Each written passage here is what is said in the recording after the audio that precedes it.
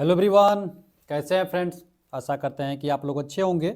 Railway group D की जो भर्ती आई हुई है उसमें मेडिकल स्टैंडर्ड क्या मांगा गया है, किस पोस्ट के लिए कौन सा मेडिकल स्टैंडर्ड मांगा गया है, और यदि आप मेडिकल में फेल हो जाते हैं तो आपको कौन सा पोस्ट मिलेगा या नहीं भी मिलेगा, और कौन सी गलती यदि कर देते हैं तो आपको हो सकता है कि बाहर का भी रास्ता दिखाया जा सके। तो उस सारी गलतियों से कैसे बचना है वो सारी चीज़ें आज की वीडियो में हम लोग देखने वाले हैं।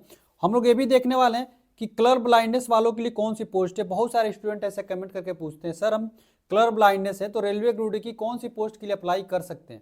उसके बाद चश्मा वालों के लिए बहुत इंपॉर्टेंट है कि चश्मा वाले कौन सी पोस्ट के लिए ये अप्लाई कर सकते हैं और कौन सी गलती ये लोग नहीं करेंगे, अन्यथा इनके लिए बाद में प्रॉब्लमों का सामना करना पड़ेगा। तो आइए हम लोग वीडियो को शुरू करते हैं और सब कुछ एक एक करके देखने वाले हैं कि आपको दूसरा पोस्ट मिलेगा या नहीं मिलेगा यदि मेडिकल स्टैंडर्ड में फेल हो जाते हैं। तो आइए हम लोग वीडियो को शुरू करते हैं। तो सबसे पहले आप लोग यहाँ पे देखिएगा, तो आपको यहाँ पे दिख रहा होगा हर पोस्ट के लिए जितनी भी पोस्टें आई हुई हैं इसमें हर सब में देखेंगे मेडिकल स्टैंडर्ड अलग अलग तरीके से मांगा गया। तो आपको पता होना चाहिए कि कौन से कैटेगरी में कौन से पोस्ट के लिए क्या मेडिकल स्टैंडर्ड रखा गया। ठीक है, उसके बाद से ही फॉर्म को डालिएगा, बिना ये सब जाने आपको फॉर्म को नहीं डालना, नहीं था आपसे गलती हो जाएगी और बहुत सारी चीज़ों का सामना करना पड़ सकता है। और सबसे पहले हम लोग आइए और यहाँ पे वीडियो को शुरू करते हैं। सबसे पहले मेडिकल स्टैंडर्ड को देखते हैं। तो सबसे पहले A2 मेडिकल स्टैंडर्ड को देखते होंगे। सबसे टफ जो है रेलवे में, सबसे टफ जो होता है A1 मेडिकल स्टैंडर्ड है, जो कि हम लोग पास हैं। हम लोग का जो मेडिकल टेस्ट हुआ था वो A1 कैटेगरी का हुआ था। ठीक है, लेकिन यहाँ पे A2 कैटेगरी का है वो। तो A2 कैटेगरी वो कैटेगरी होती है जो सेकेंड लेवल पे आती है, और इस लेवल की मतलब मेडिकल स्टैंडर्ड जिसका A2 है उसकी केवल एक पोस्ट निकली है, वो निकली हुई है पॉइंट्स मैन की। पॉइंट्स मैन की केवल A2 कैटेगरी है। तो आप लोग यहाँ पे देख लीजिएगा, अगर आप पॉइंट्स मैन में आपको एक नंबर प्रेफरेंस रखना है तो आपके क्या क्या होनी चाहिए मेडिकल स्टैंडर्ड में। सबसे पहले डिस्टेंट विजन जो आपका 6/9 और 6/9, यानी जो आपकी दाईं आंख है और बाईं आंख है दोनों का डिस्टेंट जो विजन है वो 6/9 होना चाहिए दोनों का, वो भी विदाउट ग्लास। यानी यदि चश्मा लगाते हैं तो आप लोग इस पोस्ट को एक नंबर पे मत रखिएगा, क्योंकि विदाउट ग्लास का ही आप 6/6 आपको देखा जाएगा। नियर विजन तो मोस्टली है, ये भी विदाउट ग्लास का ही रखा गया। उसके बाद इसमें कलर विजन है, तो कलर विजन अगर ब्लाइंडनेस है तो इस फॉर्म को मत डालिएगा। और बाइनोकुलर विजन होता है, जैसे तिरछा अगर आप देखते हैं तो भी मत डालिएगा इसको। नाइट विजन रात में यदि नहीं दिखता है तभी भी इस फॉर्म को मत डालिएगा। और मीसोपेकिक विजन भी अगर है तो इस पोस्ट को एक नंबर पे मत रखिएगा। यानी A2 जो मेडिकल स्टैंडर्ड है, आप लोग आपको दिखा देता हूँ। A2 जो मेडिकल स्टैंडर्ड है आपको यहाँ पे साफ तौर पे दिख रहा होगा 13 नंबर पे पॉइंट्समैन का A2 मेडिकल स्टैंडर्ड है। तो अगर आपको ये सब प्रॉब्लम है तो मत रखिएगा। दूसरे नंबर पे आता है A3 का ट्रैक मशीन के लिए रखा गया है। अगर आपको सैलरी ज़्यादा कमाने का शौक है और 21 दिन आपको बाहर रहते हैं और 7 दिन आप छुट्टी पर रहते हैं तो इस पोस्ट को आपको फॉर्म डालना है, लेकिन आपको पता होना चाहिए कि इसमें क्या मांगा गया। A3 में मांगा गया है कि 6/9 और 6/9 का आप चश्मा के साथ बता दीजिए या बिना चश्मा के बताइए, जैसे भी बताइएगा कोई भी इसमें दिक्कत नहीं होने वाला है। लेकिन बस आपको ये ध्यान रखना है कि पावर ऑफ लेंस जो आप चश्मा लगाएं उसका 2 डायोप्टर से ज़्यादा आपका चश्मा नहीं होना चाहिए। उसके बाद नियर विजन भी 6/0.6 का रखा गया है, और आपका कलर विजन टेस्ट इसमें मांगा गया है। बाइनोकुलर नाइट इसमें रात में आपको दिखना चाहिए, और मेसोपेकिक विजन मांगा गया है। ठीक है, तो ये ट्रैक मशीन का है। A3 देख लेते हैं। तो A3 अगर आप देखेंगे तो जो ट्रैक मशीन की जो पोस्ट है ना, असिस्टेंट ट्रैक मशीन की, यहाँ पे 11 नंबर पर आपको दिखेगा, इसमें A3 मांगी गई है। ठीक, उसके बाद से देखिए, अगर लास्ट में वीडियो के लास्ट में बताऊंगा कि अगर आप एक मेडिकल कैटेगरी फेल हो जाते हैं तो फिर आपको दूसरा पोस्ट मिलेगा या नहीं मिलेगा, वो सारी चीज़ें हम बात करने वाले हैं। उसके बाद से ये हो गया। उसके बाद से B1 कैटेगरी देख लीजिएगा। B1 में क्या मांगा गया है, B1 में एक आंख आपका 6/9 होना चाहिए, दूसरा 6/12 रहेगा तो चल जाएगा।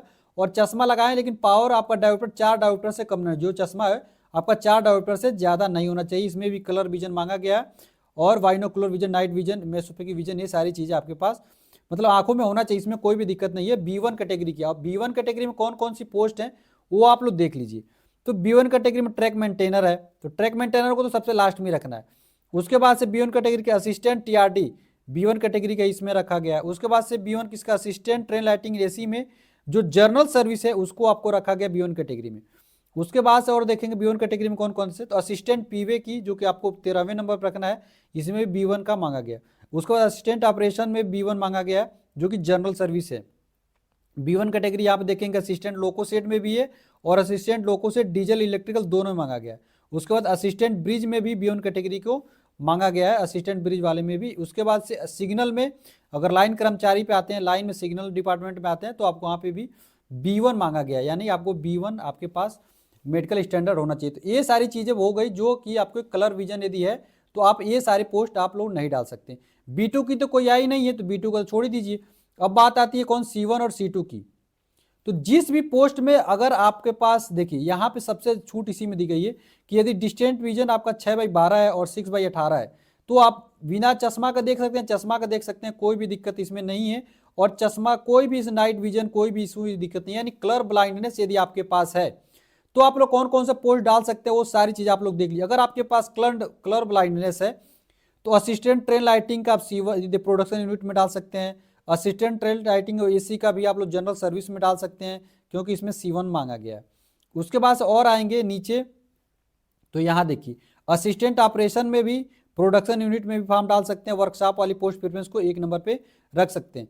उसके बाद से थोड़ा और नीचे आइए, ये देखिए ऊपर आएंगे तो आपको असिस्टेंट सिग्नल एंड टेलीकॉम में देखेंगे प्रोडक्शन यूनिट में भी आप C1 मांगा गया, वर्कशॉप में भी C1 मांगा गया, असिस्टेंट वर्कशॉप मैकेनिकल में भी C1 कैटेगरी का मेडिकल स्टैंडर्ड मांगा गया है।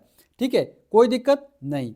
अब बात आती है कि अगर आप सब में आपने डाल दिया और पोस्ट प्रेफरेंस आपने अच्छे से डाल दिया, ठीक है, अब बात आती है कि अगर मान लीजिए अगर A2 पॉइंट्समैन वाले नंबर 1 पे आपने रख दिया, ठीक है, और पता चला कि जब वहाँ पे जांच हुआ और A2 कैटेगरी मेडिकल में आप फेल हो गए तो अब बात आती है आपको दूसरा पोस्ट मिलेगा या नहीं मिलेगा। बिल्कुल मिलेगा। तब आपका A3 जांच किया जाएगा। जब A2 में फेल हो जाएंगे तो A3 जांच किया जाएगा। जब A3 में फेल हो जाएंगे, जब A3 भी आप पास नहीं कर पाएंगे तो फिर B1 कैटेगरी का मेडिकल स्टैंडर्ड जांच किया जाएगा। और तब तक ये जांच किया जाएगा जब तक आप C2 पे मेडिकल स्टैंडर्ड पे आ नहीं जाते, यानी C2 के मेडिकल स्टैंडर्ड को पास कर लेते हैं तो C1 C2 वाली जो पोस्ट है वो आपको पोस्ट मिल जाएगी। यानी कि मेडिकल में अगर आप फेल हो जाते हैं तो सबसे लास्ट का जो पोस्ट प्रेफरेंस में रखेंगे उसको आपको मिल जाएगा। इसमें कोई भी दिक्कत किसी को नहीं होनी चाहिए। यानी कि जो सबसे लास्ट में मेडिकल स्टैंडर्ड मांगी गई है C2 की वो पास हो जाते हैं तभी भी रेलवे ग्रुप डी में आपको एक पोस्ट मिल जाएगी। ठीक है, और कलर ब्लाइंडनेस जितने भी स्टूडेंट है भाई C1 C2 देख लो कि मेडिकल स्टैंडर्ड किसमें C1 C2 मांगा गया है, यही आपके लिए पोस्ट है C1 C2 और कलर ब्लाइंडनेस है तो इसमें देख लीजिएगा। चश्मा वालों के लिए बता दिया, अगर B1 में है B1 B2 में तो आप लोग B1 B2 वाले चश्मा लगा के आप लोग अपना फॉर्म अप्लाई कर लीजिए। बस ध्यान रखना है कि 4 डायोप्टर आपका ज़्यादा नहीं होना चाहिए और 2 डायोप्टर से ज़्यादा नहीं होना चाहिए। ठीक है, तो चलिए ये इन्फॉर्मेशन थी, आपको पता चल गया होगा कि कौन सा मेडिकल स्टैंडर्ड में क्या क्या डालना है और मेडिकल में यदि फेल हो जाते हैं तो कौन सी पोस्ट आपको मिलने वाली है। वीडियो अच्छी लगती है तो वीडियो को लाइक करिएगा, चैनल को जरूर सब्सक्राइब कर लीजिएगा। मिलता है अगली वीडियो में फ्रेंड्स, तब तक के लिए फ्रेंड्स जय हिंद।